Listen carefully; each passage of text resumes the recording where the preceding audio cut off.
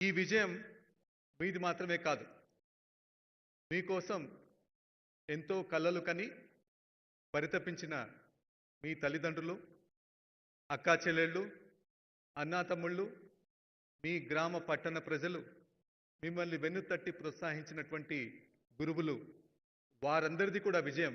కాబట్టి వారికి కూడా మీరు కరతాళ ధ్వనులతోటి అభినందనలు తెలియజేయాలని చెప్పి కోరుతున్నాను.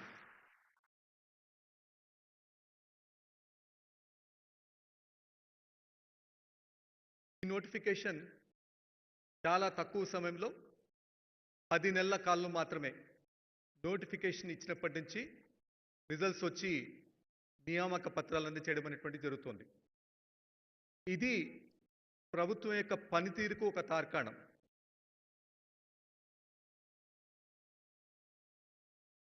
ఇటువంటి పారదర్శకమైన, నమ్మకమైన, ఎటువంటి ఆరోపణలకు కూడా ఆస్కారం లేకుండా చేసినటువంటి నియామక ప్రక్రియ ఇది. ఇటువంటి ప్రభుత్వంలోకి రావడం మీ అందరికీ కూడా గర్వకారణంగా ఉండాలని చెప్పి ఈ సందర్భంగా నేను భావిస్తున్నాను. కానీ ఇది ముగింపు కాదు, ఇది ఆరంభం మాత్రమే.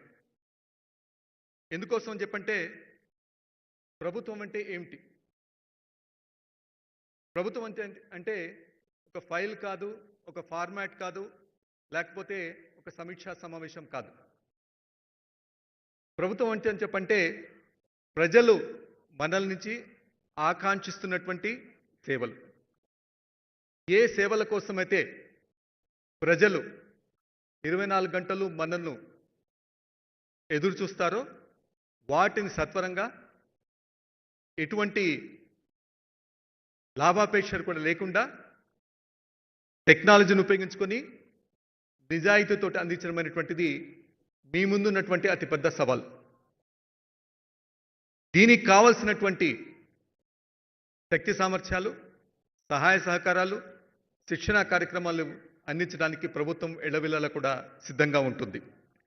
ఈరోజు ఈ పరీక్షల్లో సెలెక్ట్ అయి వచ్చినటువంటి మీలో ఒక రకంగా చూస్తే 2 భాగాలుగా మిమ్మల్ని విభజించవచ్చు. కొంతమంది రాష్ట్ర పాలనకు గుండెకాయ లాంటి సచివాలయంలో, సెక్రటేరియట్లో పనిచేయబోతున్నారు. దాదాపు 200 మంది అసిస్టెంట్ సెక్షన్ ఆఫీసర్స్గా మీరందరూ కూడా సచివాలయంలో ఉన్నటువంటి 31 విభాగాల్లో ఆర్థిక శాఖ, లా డిపార్ట్మెంటు, ఇంకా మిగతా అన్ని డిపార్ట్మెంట్స్తో కలిపి మీరు పనిచేయబోతున్నారు. మీరు చేయబోయేటువంటి పనులు ఒక రకంగా ఉంటే, ఫీల్డ్లో చాలామంది, ఇప్పుడు రెవెన్యూ డిపార్ట్మెంట్లో నాయిబ్ తహసీల్దార్స్ కావచ్చు, ఎక్సైజ్ డిపార్ట్మెంట్ వారు కావచ్చు, women and child welfare department వారు కావచ్చు, మీరు ఫీల్డ్లో క్షేత్రస్థాయిలో చేసేటువంటి పనులు ఇంకొక రకంగా ఉంటాయి. రాష్ట్ర స్థాయిలో సచివాలయంలో పనిచేసేటువంటి వారు ఇక్కడ కూర్చున్నటువంటి గౌరవ ముఖ్యమంత్రి గారికి, వారి క్యాబినెట్ సభ్యులకు అనునిత్యం సహకారం అందించి, ఏవైతే వారు విధానపరమైనటువంటి ఆలోచనలు ఉంటాయో వాటన్నిటిని కూడా సక్రమంగా అనాలిసిస్ చేసుకుని ప్రోగ్రామ్స్లోకి, ప్రాజెక్ట్స్లోకి, పాలసీస్లోకి వాటన్నిటిని కూడా అనునిత్యం కన్వర్ట్ చేస్తూ ఉండాలి. దీనికి కావాల్సినటువంటి శక్తి సామర్థ్యాలు ఒక ఫైలు రాయడం మాత్రమే కాదు, ఒక విధానపరమైనటువంటి నిర్ణయం తీసుకుంటే ఇది ఎంత లక్షల మందికి ఏ రకమైనటువంటి మేలు కలుగజేస్తుంది, లేకపోతే దీనివల్ల ఎటువంటి నష్టం కలగచ్చు అనేటువంటిది స్పష్టంగా బేరీజు వేసుకున్నటువంటి సామర్థ్యం సచివాలయంలో పనిచేసేటువంటి వారికి ఉండాలి.